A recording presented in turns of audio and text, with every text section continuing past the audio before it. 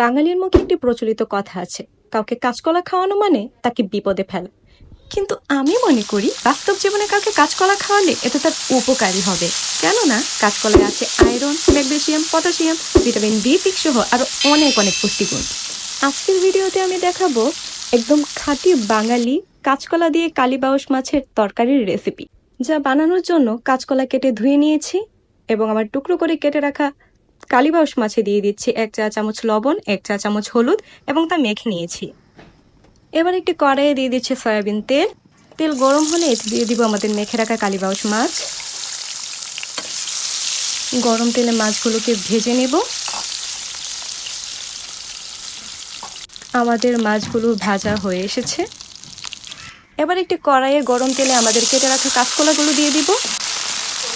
দিয়ে দিচ্ছি 1 চা চামচ নুন, 1 চা চামচ হলুদ এবং ভালোভাবে নেড়েচেড়ে আমরা ভাজবো।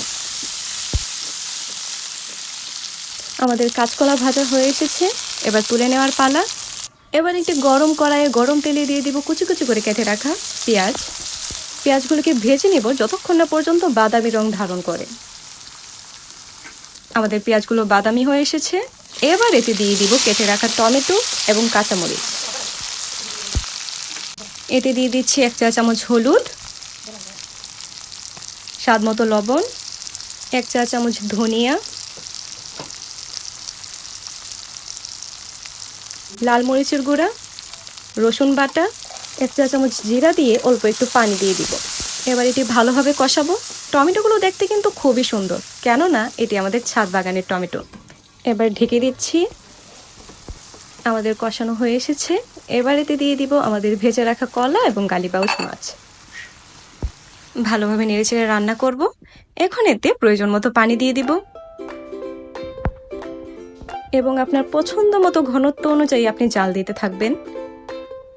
আমাদের জাল দেওয়া হচ্ছে এবং এতে দিয়ে দিচ্ছি ধনেপাতা কুচি। যারা বাঙালি রান্না শিখতে যাচ্ছেন তারা আজকের রেসিপিটি অনুসরণ করতে পারেন। আমার মনে হয় আজকের রেসিপিটা অনেকেরই পূর্ব পরিচিত ছিল। তৈরি আমাদের কাঁচকলা এবং কালীবাউস মাছের তরকারি। সুস্থ থাকুন, ভালো থাকুন এবং এমন আরো ভিডিও পেতে বেঙ্গলি স্পাইসের পাশেই থাকুন।